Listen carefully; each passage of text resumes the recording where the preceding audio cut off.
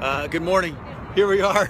We're in downtown Portland. It is a rainy Thursday morning. I don't know if these drops of water on my phone are showing up on the screen here. I would assume they are.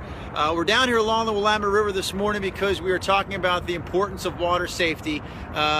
Simple message this morning: wear your life jackets anytime you're having fun in and around the water. We all have our life jackets on, including my friend Bobber, the water safety dog, this morning. We're also joined by other members of the U.S. Army Corps of Engineers, and this young lady right here, Ashley Massey, representing the Oregon State Marine Board, is about to go into the Willamette River right now, and she's going to help demonstrate for us, both here on Facebook and then again on KGW TV, the effects of entering cold waters this time of the year and the type of damage it can actually do to your body. Nick Gallert chiming in from Seattle, our old weather guy, saying be careful with... Not even going to repeat that. That's funny, Nick. Okay, but taking a more serious tone. Ashley, you're going to go in the water. Yep. How do you prepare yourself mentally for something like this? Well, actually, I'm not. I'm hoping you're going to push me in because that's going to be the authentic reaction. Most people that go in the water don't expect to, and that's really the whole point. A lot's going to happen. I'm not going to be smiling when I'm done. I'm probably going to want to hurt you. Do we know how cold the water is right now? It's about 60 degrees at the surface. It gets colder the deeper you go. I'm going to be fully immersed, so I'm actually going to experience the colder water. Okay. Can you see us still? Because I want a professional photographer to witness all of this as we demonstrate going into the water. What? And there it was. Hopefully you're ready for that, Steve. Ashley's in the water. Are you ready? Mm-hmm. Okay, so now she's in. And I mean, it is freezing cold. All kidding aside, this is serious, man. I can't believe Ashley's doing this. Can I bring you into the mix real quick here to introduce you properly? Melissa Reinhardt from the U.S. Army Corps of Engineers. Ashley's in. She's not getting out. She's willing to do this for the next 12 to 15 minutes. Talk about what's happening in that first minute you enter cold waters like this. So you see her right now, she's gasping for breath. In that first minute, the most important thing is to get control of your breath. The second you go in, you have that gasp reflex. We've all experienced it. You just suck the air in. In that first minute, that's when most of the drownings occur, because you go underwater and you take a gasp, and then you get water in your lungs. So take a look at her again. She's still taking a good gasping breaths. Get control of that breathing. Can I ask you, I mean, obviously all morning long on our Sunrise program on TV, we've been stressing the importance of wearing your life jacket, and life jackets save lives, and that is still the case, and we still want to spread that message. Ashley's wearing the life jacket this morning. We're beyond that, though. This isn't about life jacket safety. This is just about the effects that water, whether you have that life jacket or not, can do to your body. Talk about a scenario where this may come into play like this. Well, we were just joking. You know, a group of high school students or 20-somethings out there, and they're having fun on a boat or even on a lake, and they just shove somebody in, and they think it's fun. But even at this water, you see this water 60 degrees, it doesn't sound like that's very cold, but it is. And like Ashley said, it's colder the deeper you go. So as she's going in here in these first few minutes, the blood is starting to rush from her limbs, from her arms and legs to her core, to keep her core warm and to protect her internal organs. The word that comes to mind is hypothermia. Yeah. But we're talking about things beyond hypothermia. You can talk about some of the other issues that are at play here with Ashley in the water. So right now, even in the first minute, she's not able to grip things. She's losing dexterity, coordination.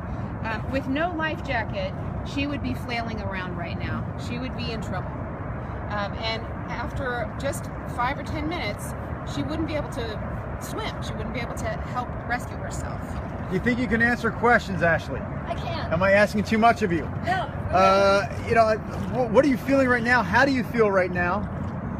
Well, I've got my breathing under control, and that took about, I don't know, probably 30 seconds before I could control my breathing. So if you noticed, I was floating on my back a little bit, so I could try to remain calm, try to really think about my breathing consciously. But right now, I'm starting to lose feeling in my hands and my feet. And it's getting a little harder to breathe. I feel a little labored, like I just ran a mile. I don't know if people were noticing before, I kindly pushed you into the water this morning. I mean, you have the jeans on, you've got the shoes on, you were dressed like someone might be dressed if they weren't planning to go into the water here this morning. I think we're going to keep you in there, unless you tell us otherwise. It's your call, but we're going to do this, our final live TV segment of the morning. on the Sunrise Show in about 6 minutes. So can we keep you in there until then? Please. And maybe I'll ask you directly. Hopefully, through this demonstration, you're not just doing this for the fun of it. You're hoping to get a message across. What would you like to accomplish through this demonstration this morning? How important it is to wear it. Because if you're not wearing your life jacket, you would not make it as far as I already have. Find a life jacket you like and that you'll wear it. It buys you time. It buys you time to self-rescue, get out of the water. And that's really the key point. You're going to be pulled out of the water here in 6 minutes. You're with the Oregon Marine Board. Yes. You've kind of gone through these demonstrations before. You know how your body is going to react. It'd be different than if I was to be in there right now, and I would be truly panicking and not be able to pull off this demonstration. But where do you see your body in about 6 minutes from now? How is Ashley going to look and feel when you're out here trying to talk to us on live TV? Well, I'm going to have difficulty talking. I'm already starting to chatter. I'm already starting to shake. I'm losing dexterity in my fingers already. So by the time I get out of the water, I may not be able to say much. My jaws will be really chattering a lot. My legs and arms will probably start shaking. This way for the body to try to stay warm. And if I'm not shaking, then I'm already into deep hypothermia. People are chiming in on the Facebook. Melissa's still with me again. Yep.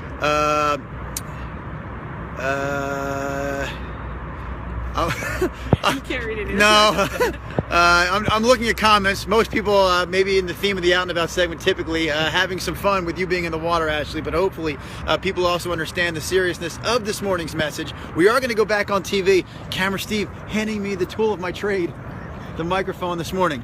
So Ashley, we're going to go on TV in about 3 minutes. And then that's not the big segment, though. We're still about 6 minutes from the next long segment. So you've got a few more minutes in that water, if that's okay. Kim Turner saying, be careful, Drew. I've got the easy part this morning. This is it. Be careful, Ashley. Let's talk about, again, the importance of when you enter water this time of the year. I'm thinking the message for my own kids, it would be, just don't go in. I mean, is that the message, or is there, if you're going to enter water this time of the year, ... I think if you're going to go in, if you're going to be near the water, wear your life jacket. Because the whole message too is you never know. Most of the people who go in the water never expected to be in the water. Okay. So just wear your life jacket if you're near the water, especially for your kids.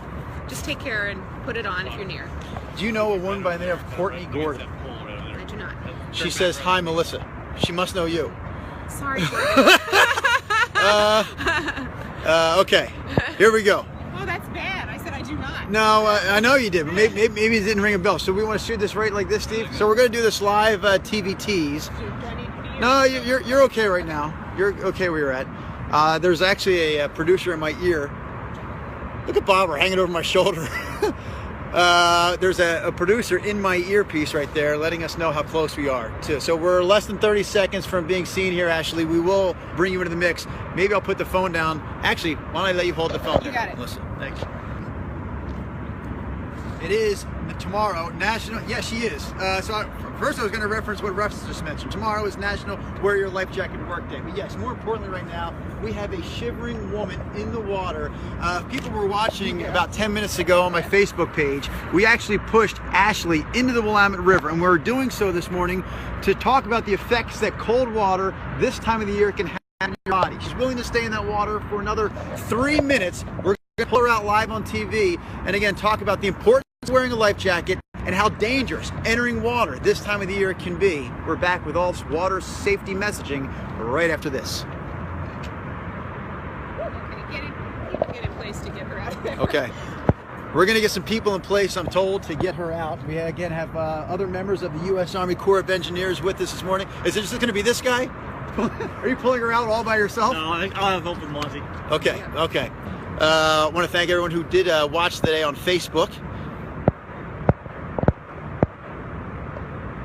So Kathy Sunday Daily says, love this demo, especially with Memorial Day coming. You know Kathy? Oh, no, she doesn't say she knows you. Love this demo, especially with Memorial Day coming. I'll be whitewater rafting that weekend, so this is an excellent reminder. Be safe, water girl. Excellent, excellent. Good to hear that, right? Yes. So people are watching and are getting the point. Kimberly K. Moore says, you pushed her? Yes, he did. I saw it. Ashley asked me to push her, and really there was a reason. The reason I pushed you, the reason you wanted me to push you was Because it's a more authentic reaction. Because if I knew I was going in, then I'd be expecting it. And so I want you to see what it's like when you don't expect it. I feel like we should be pulling you out now. No. No? Okay. Not yet. This is like torture. I'm still talking. This is it's terrible. Still talking. That's all good. Okay. She's saying that she's still talking, so it's all good, and she's willing to wait until we go back on TV to come out of the water. Oh my gosh.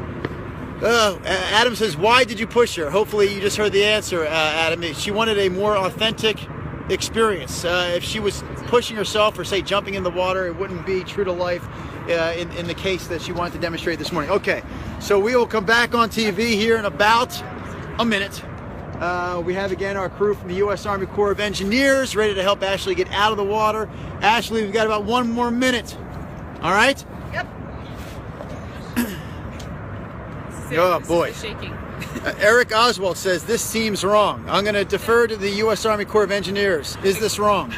Well, Ashley is a professional with the Oregon State Marine Board. She's experienced, has done this before, and the goal is to show you that this is what can happen to you.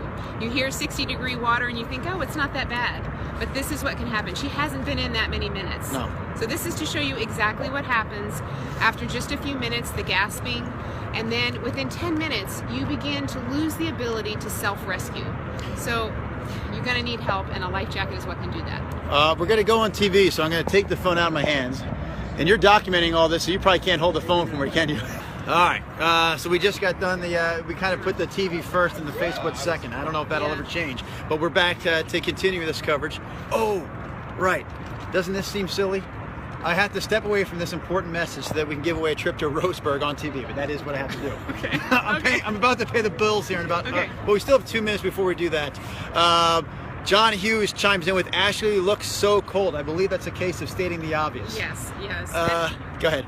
I think the message here too is, I think we're all empathetic because we can imagine our mothers, our children, our husbands, our wives, all those things. That's what you need to think about. If you're questioning whether or not to wear a life jacket, do it for yourself, do it for the people that love you, do it for the people you love, put them all in a life jacket.